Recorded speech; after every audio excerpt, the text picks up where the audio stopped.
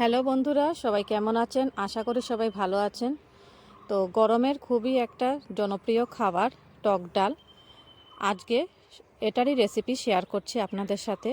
এটা সবাই ঘরে বানিয়ে থাকে, তো আমি কিভাবে বানাচ্ছি সেটাই আপনাদের সাথে শেয়ার করলাম। তো দেখে নিন কিভাবে আমি এই রেসিপিটা বানালাম। খুবই সহজে এবং খুব কম সময়ের মধ্যেই হয়ে যায়। এই রান্নাটা যে কোনো টিনেজার মেয়ে বা ছেলেরাও খুব তাড়াতাড়ি এটা বানিয়ে নিতে পারে। আম ডাল বানানোর জন্য এখানে 1 কাপ মসুর ডাল নিয়েছি আর নিয়েছি 2টো কাঁচা আম।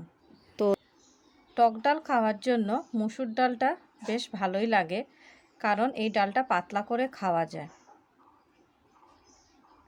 মসুর ডাল ছাড়া আপনারা কাঁচা মুগ ডাল বা মটর ডাল দিয়েও টক ডাল খেতে পারেন। তো প্রথমে ডালটাকে ধুয়ে সিদ্ধ করে নেব।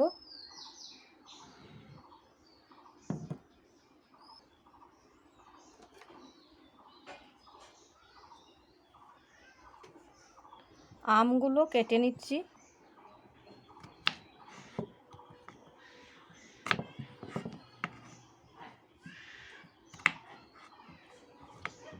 সবগুলো আম আমার কাটা হয়ে গেছে। এখানে আমগুলো আমি লম্বাভাবে কেটেছি। তো এখানে আমগুলো টুকরো করে নিয়েছি লম্বা করে, আর নিয়েছি নুন, চিনি, হলুদ গুঁড়ো, আর ফোড়নের জন্য নিয়েছি কালো সর্ষে আর 2টো আস্ত শুকনো লঙ্কা। তো ডালটা আমার প্রায় সিদ্ধ হয়ে গেছে। ডালটা সিদ্ধ করার সময় 1/2 চামচ লবণ দিয়ে সিদ্ধ করে নিয়েছি।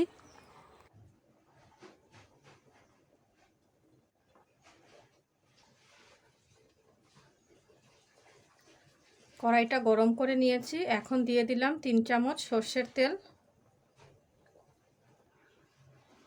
তেল গরম হয়ে গেছে। এখন দিয়ে দিচ্ছি এর মধ্যে 2টো শুকনো লঙ্কা। টকের ডালটা একদম কম তেলে এবং কম মশলায় হয়ে যায়, আর গরমের দিনে খুবই ভালো লাগে আলু সিদ্ধ দিয়ে এই টক ডালটা খেতে। শুকনো লঙ্কাটা ভাজা হয়ে গেছে। এখন দিয়ে দিচ্ছি সর্ষে।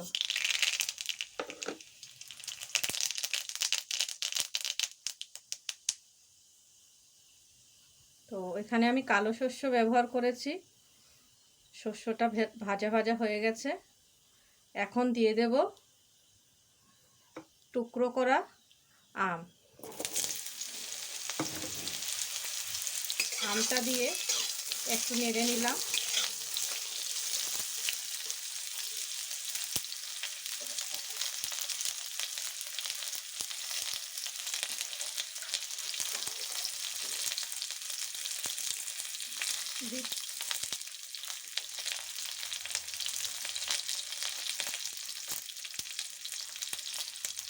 দিচ্ছি 1/2 চামচ লবণ।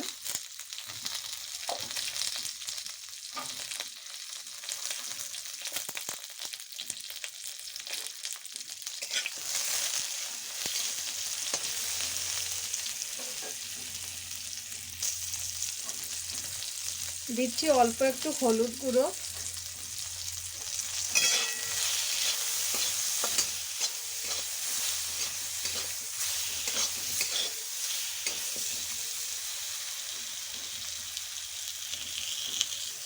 হলুদ গুঁড়ো দিয়ে আমটা একটু নেড়ে নিলাম। হলুদের কাঁচা গন্ধটা চলে গেছে। এখন দিয়ে দেব সিদ্ধ করে রাখা মসুর ডালটা।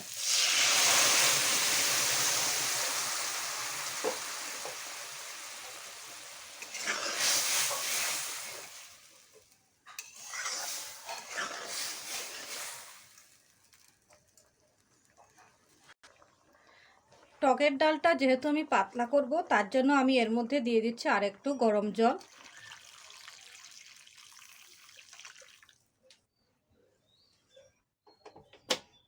টক ডালটা মূলত পাতলাই ভালো লাগে, তার জন্য আমি এখানে গরম জলের ব্যবহার করেছি। আপনারা আপনাদের স্বাদ অনুযায়ী সেটা ব্যবহার করতে পারেন। জলটা দিয়ে আমি আবার ফুটিয়ে নেব ডালটাকে।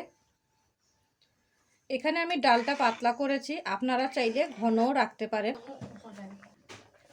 তো টক ডাল রান্না আমার কমপ্লিট হয়ে গেছে।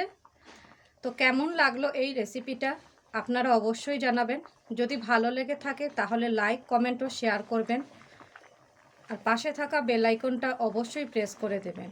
আর আমার এই চ্যানেলে নতুন হয়ে থাকলে সাবস্ক্রাইব করার অনুরোধ রইল ও পাশে থাকা বেল আইকনটা অবশ্যই প্রেস করে দেবেন, তাহলে যে কোনো নতুন আপডেট আপনারা সবার আগে পেয়ে যাবেন।